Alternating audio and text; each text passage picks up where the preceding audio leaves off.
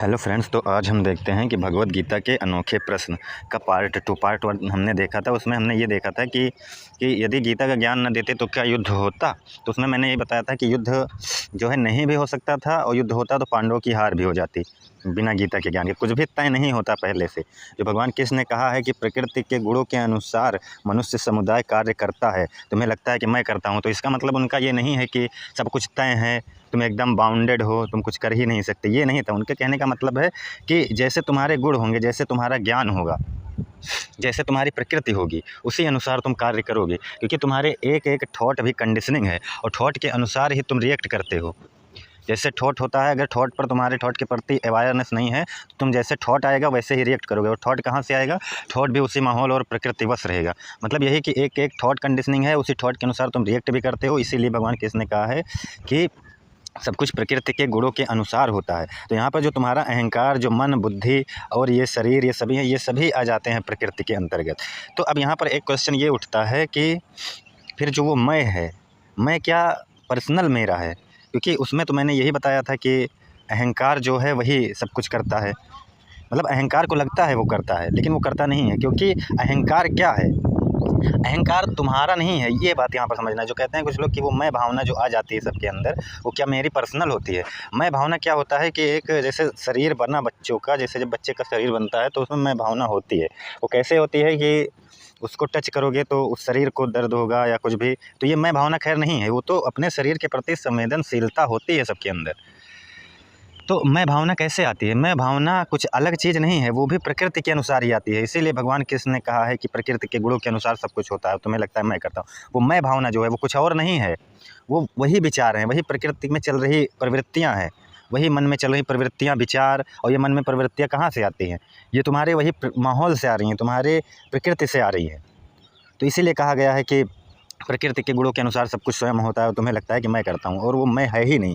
क्योंकि वो मैं किसी पर्सनल का नहीं होता, सब में वही मैं होता है, सब में वही एक मैं की भावना सब में वही। क्योंकि सब में वही ईर्ष्या, वही लोभ, वही द्वेष। और ये कहाँ से आती है? ये उसके वही प्रकृति में चल रहे गुणों के अनुसार आती है। जो प्रकृति के गुण हैं, उसके जो उस माहौल के गुण हैं, सत्वगुण, रजोगुण, तमोगुण, जिस हिसाब से हो उसी अनुसार उनका जो है अहंकार होगा।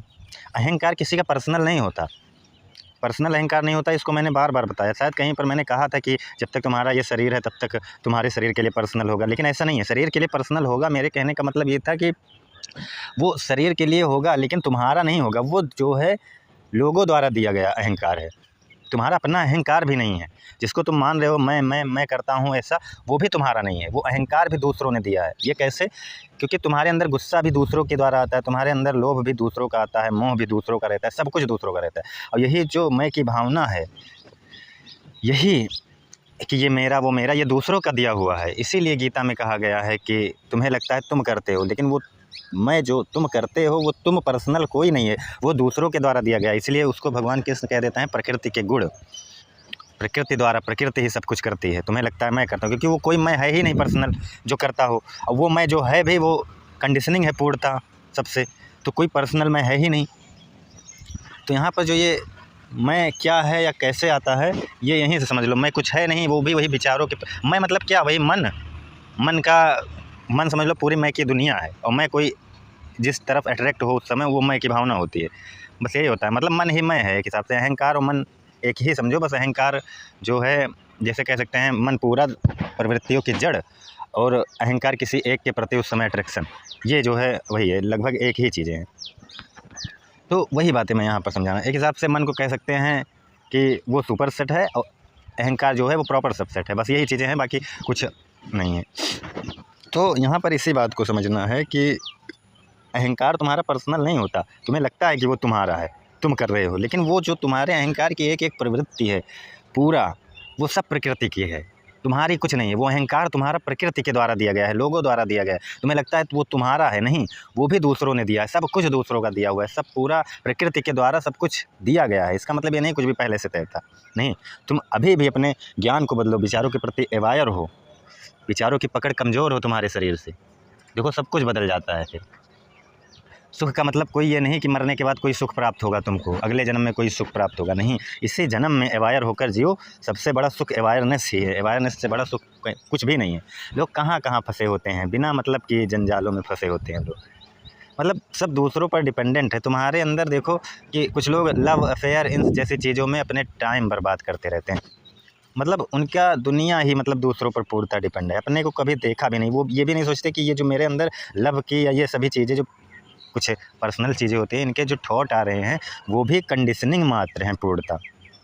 आप खुद कभी उस विचारों के प्रति अवेयर हो तो तुम्हें पता चलेगा। जैसे कि मैं यहाँ पर ये समझाना चाहता हूँ कि कुछ लोग अपनी ज़िंदगी गर्ल्स के पीछे, गर्ल्स जो हैं बॉयज़ के पीछे इन्हीं सब में बिता देते हैं। वो उनके लिए डिस्टर्ब रहेंगे, वो उनके लिए डिस्टर्ब रहेंगे, इन्हीं सब में मतलब बिता देते हैं। अब कुछ लोग डिप्रेस्ड हो जाते हैं, कुछ लोग एटीट्यूड में भर जाते हैं, कुछ लोगों को क्या हो जाता है मतलब कि क्या ही बताएं इन सब में क्या होता है। बहुत ही मतलब इन सब की दुनिया ही अलग चलती है। तो ये लोग क्या होते हैं कि ये नहीं सोचते कि ये विचार हमारे अंदर आ कहाँ से रहे हैं, क्योंकि तुमने उन माहौल में तुमने जन्म लिया है, तुम्हारे लिए वो प्रायोरिटी बन गए हैं।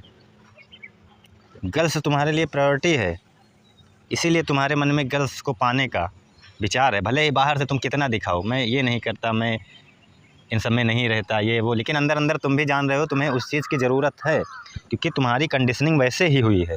हाँ, लेकिन कुछ बच्चे ऐसे भी होते हैं जो उनकी फ़र्स्ट प्रायोरिटी पहले सफलता होती है, लेकिन वो सफलता भी तो प्रकृति की देन है। वो सफलता जो फर्स्ट प्रायोरिटी रखते हैं अपनी, वो भी क्यों रखेंगे कि कल को उनकी लाइफ अच्छी हो। सभी लोग कल की लाइफ को क्यों अच्छी देखना चाहते हैं। यहीं पर सबसे बड़ा दिक्कत यहीं शुरू हो जाती है। अरे तुम अपने अहंकार को, थॉट को ऑब्जर्व करो, तुम देखो आज से ही तुम सुखी हो जाओगे। तुम्हारे दुख का कारण क्या है? तृष्णा है, लालच है। आज नहीं तो कल मिलेगा वो चीज़ें। इसी ख्वाब में तुम जो है खोए रहते हो, चाहे वो लड़के के लिए हो, चाहे वो जॉब के लिए हो, चाहे किसी भी तरह की सफलता हो। तुम फ्यूचर पर डिपेंड होते हो, हमेशा फ्यूचर देखते रहते हो। फ्यूचर की कामनाएं, फ्यूचर की लालसाएं और पास्ट की जो है चिंताएं, इन्हीं सब में मतलब उलझे हुए रहते हो। कभी मतलब प्रेजेंट में नहीं जीते, और सुख हमेशा प्रेजेंट में है। आज तुम प्रेजेंट में आ जाओ, आज सुखी हो जाओगे। लेकिन जो ये थॉट है तुम्हारे, जो कंडीशनिंग है पूर्णता, ये तुम्हें प्रेजेंट में आने नहीं देते। अब यहाँ कुछ लोग कहेंगे कि तुम्हें कह रहे हो, लेकिन कह रहे हो वो तुम्हें कोई पर्सनल है भी नहीं। है नहीं, वो है तो नहीं, वो मैं की भावना है तो नहीं, लेकिन इस समाज ने तो बना दिया है। वो है नहीं, लेकिन बनकर वो तुम मान लिए हो उसको, और उसी ने तुम्हें डिस्टर्ब कर दिया है। वो है भी नहीं और डिस्टर्ब भी किया हुआ है तुम्हारे शरीर को, और ये शरीर भी किसी का नहीं। इसलिए उपनिषदों में कहा गया, ना मैं ये शरीर हूँ, ना मैं ये मन हूँ, मैं कुछ नहीं हूँ, मैं शून्य हूँ। और ये बात सत्य है, तुम कुछ नहीं होती। ये शरीर, ये मन के विचार पूर्णतः सब कंडीशनिंग चल रहे हैं। तुम्हें लग रहा है कि तुम कर रहे हो, तुम हो ही नहीं तो कर कहाँ से रहे हो। तुम्हारा जो ये अहंकार आया है मैं कर रहा हूँ, ये पूर्णतः प्रकृति पर डिपेंड है। ये तुम्हारे एक एक विचार डिपेंड है। तो अहंकार कुछ अलग नहीं होता, ये मैं की भावना ही तुम्हारा अहंकार है। मतलब ये जो तुम, और ये कहीं और से नहीं आता, ये इसी गुण से आता है। सब प्रकृति में जो तुम्हारे माहौल में जो तुम्हारी परिस्थितियाँ हैं, इन्हीं सबसे तुम्हारा ये अहंकार बन जाता है। ये नहीं कि तुम्हारा पर्सनल अहंकार है, नहीं है, वो भी यही प्रकृति के द्वारा बना है। कुछ भी पर्सनल नहीं है यहाँ पे। तो अब अहंकार पर्सनल नहीं है, तो इसीलिए भगवान कृष्ण कहते हैं कि ये जो हो रहा है ये प्रकृति के गुणों के अनुसार हो रहा है। फिर उनके कहने का मतलब यहाँ ये हो जाता है कि ये जो तुम्हारा अहंकार है, जो ये मान रहा है कि मैं कर रहा हूँ, वो खुद ही प्रकृति का हिस्सा है। इसलिए जब परा प्रकृति और अपरा प्रकृति में बांटते हैं, तो अपरा प्रकृति में अहंकार, मन, बुद्धि इन सबको रख देते हैं, और परा प्रकृति में उस ब्रह्म, उस सत्य को रखते हैं। इसका मतलब यही है कि जो तुम्हारा ये अहंकार है, तुमको लग रहा है तुमने ये किया है, वो भी प्रकृति से बना है, वो भी प्रकृति के गुणों से बना है, माहौल से बना है। तुम्हारा कुछ नहीं है यहाँ पे, तुम्हारे अंदर ऐसा कुछ नहीं है जो तुम्हारा पर्सनल हो। ये सब और कंडीशनिंग है, सब विचार, माहौल से सब कुछ कंडीशनिंग है, तुम्हारा अपना कुछ नहीं है। तो मैंने जो ये कहा था कि अहंकार जब तक ये शरीर होता है तब तक वो तुम्हारा पर्सनल होता है, तो वहाँ ये मेरा मतलब ये नहीं था कि, मेरे कहने का मतलब है कि वो अहंकार, जब मैंने कहीं कहा होगा कि जब तक ये शरीर है तब तक ले अहंकार तुम्हारा पर्सनल होता है, तो मेरे कहने का मतलब वहाँ पर ये बिल्कुल नहीं था कि तुम्हारा पर्सनल अहंकार होता है। बस यही था कि इस शरीर में जो तुम्हारी यादें हैं उन सब के अनुसार मेरे कहने का मतलब था। बाकी अहंकार भी पर्सनल नहीं होता, वो भी पल पल चेंज हो रहा है। तो अहंकार कैसे जन्म लेता है और कहाँ से आता है, ये सब बस सब यही प्रकृति से है। ये तुम्हारा मन, बुद्धि, अहंकार सब प्रकृति से। बुद्धि भी कह दिए हैं भगवान कृष्ण की वो भी अपरा प्रकृति है। मतलब अवेयरनेस भी अगर तुम्हें आएगी वो भी यही है। अब लेकिन अवेयरनेस के द्वारा जो तुम्हें प्राप्त होगा उसको अपरा प्रकृति कहते हैं। कुछ प्राप्त नहीं होगा इसका मतलब तुम अपने विचारों के प्रति अवेयर हो जाओ, देखो ये सब प्रकृति के अनुसार हो रहा है। तुम यहाँ बिना मतलब के अहंकार लेकर बैठे हो, वो है ही नहीं और तुमको वो डिस्टर्ब किया हुआ है। तो इन सब बातों को समझना है।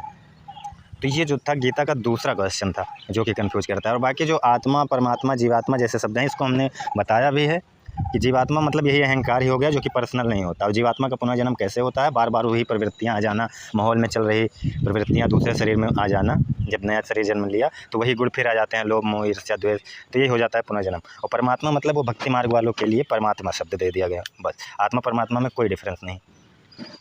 तो ये सभी चीज़ें एक ही हैं। तो तीसरा क्वेश्चन ये हो गया, और ऐसे क्वेश्चन होते हैं। तो यहाँ पर जो हमारा आज का टॉपिक था वो अहंकार को लेकर था। तो वही बात है, यहाँ पर अहंकार किसी का पर्सनल नहीं होता। अहंकार भी जो है तुम्हारा प्रकृति और माहौल ने दिया है, अहंकार किसी का पर्सनल नहीं होता। तो वही बात है ना कि अब पुनर्जन्म भी वैसे ही हो जाता है कि आत्मा भगवान कृष्ण कहते हैं वो सर्वव्याप्त है। तो जीवात्मा फिर क्या हुआ, जीवात्मा का पुनर्जन्म बताएं हैं। जब वो सभी जगह व्याप्त है तो वो हर जीवों में होती है, लेकिन जीवों में जब अहंकार हो जाता है कि मैं अलग हूँ उस आत्मा से, तो वही जीवात्मा हो जाता है। तो जीवात्मा का पुनर्जन्म बताए हैं, मतलब जीवात्मा मतलब कुछ हुआ ही नहीं, जीवात्मा मतलब वही अहंकार हो जाना, मतलब वही प्रवृत्तियाँ आ जाना, वही अहंकार होता है। तो उसी का पुनर्जन्म मतलब क्या हो गया फिर, कि किसी माहौल में जैसे वहाँ पर प्रवृत्ति है, जैसे गुण है, सत्वगुण रजोगुण तमोगुण या ईर्ष्या लोभ मोह द्वेष, तो वही जो है फिर अगला बच्चा जन्म लिया उसमें भी वही प्रवृत्तियाँ आ जाएंगी, क्योंकि माहौल वैसे प्रवृत्तियाँ आती हैं, जैसे संस्कार आपके रहेंगे, जैसे माहौल आपने बनाया होगा वैसे अगर कोई बच्चा होगा तो आपके ही संस्कार उसमें भी जाएंगे। ये होता है पुनर्जन्म का रियल मतलब। कोई आत्मा इधर उधर नहीं होती, आत्मा स्थिर है, सर्वव्याप्त है। ये गीता में भगवान कृष्ण कहते हैं बार बार। तो इन सब की गलत धारणाओं में नहीं पड़ना है। तो ये जो है परमात्मा मतलब भक्ति मार्ग वालों के लिए है, क्योंकि सर्व आत्मा ही सब कुछ है। ये तो उपनिषद पहले ही कह चुके हैं। इन अगर आत्मा ही सब कुछ है तो भक्ति मार्ग वालों के लिए क्या चाहिए कि अपने से बड़ी कोई सत्ता। तो इसलिए वो आत्मा को सिर्फ परमात्मा कह देते हैं, बाकी आत्मा परमात्मा में कोई डिफरेंस नहीं होता। वैसे तो जीवात्मा भी वही है, आत्मा परमात्मा जीवात्मा में कोई डिफरेंस नहीं है, लेकिन तुम अहंकार वश जीवात्मा को अलग कर लेते हो। तो इसीलिए जीवात्मा का पुनर्जन्म का मतलब क्या हुआ कि तुम्हारी प्रवृत्तियाँ मतलब जो प्रवृत्ति है उसका पुनर्जन्म होना, जो कार्य कारण नियम है वही बातें, इवोल्यूशन जिसको कह सकते हैं, कि तुम जिस जो आज हो वो कल कॉज था कोई, जिसका इफेक्ट तुम हो आज, और आज तुम हो इसका इफेक्ट कल होगा। तो वही बातें यहाँ पर, ये होता है पुनर्जन्म का रियल मतलब। उसमें गलत कोई आत्मा इधर उधर आए जाए, ये सब फालतू की बकवास में मत फंसना, यही है रियल मतलब। तो अहंकार क्या होता है, कैसे जन्म लेता है, ये भी हमने समझ लिया।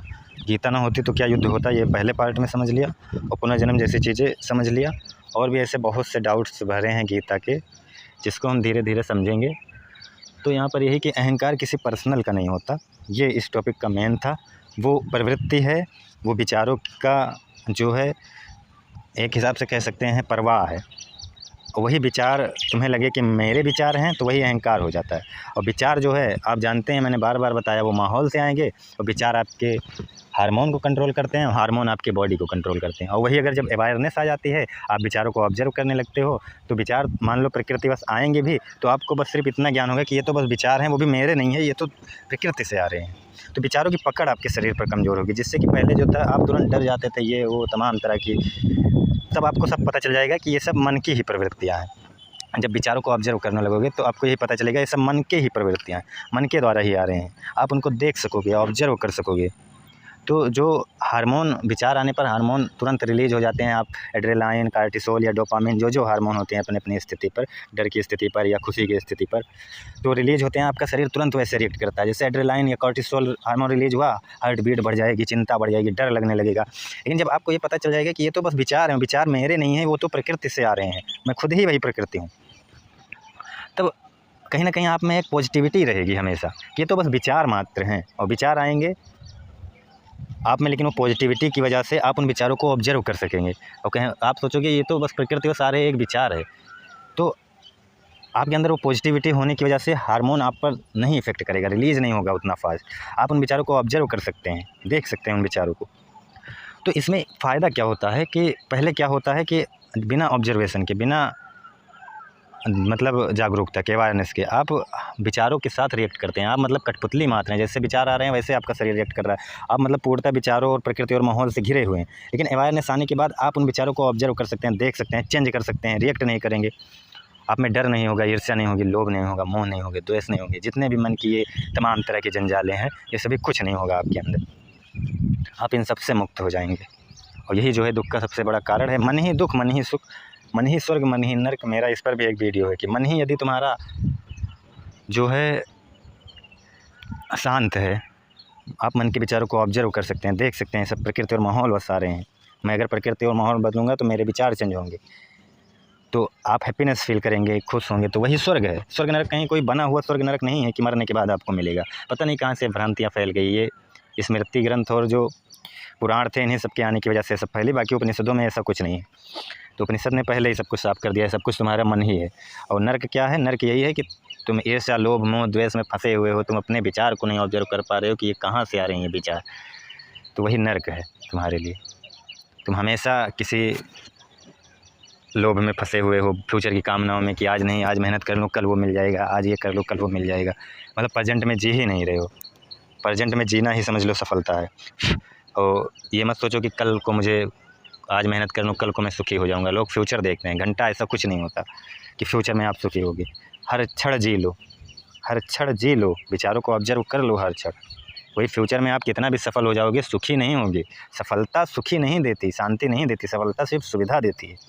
और ये भौतिक चीज़ें सिर्फ सुविधा देंगी आपको, सुख शांति नहीं देगी, क्योंकि आपका मन नहीं है ना उस तरह का। क्योंकि आपकी सफलता भी आपकी प्रकृति के गुलाम है।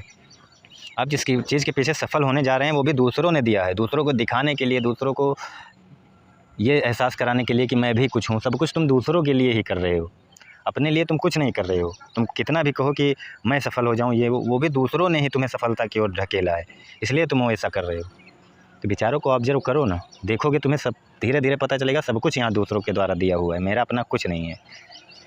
तो आज के लिए इतना ही, वीडियो लंबा हो जाएगा। आगे जो डाउट होंगे गीता के वो हम आगे देखेंगे।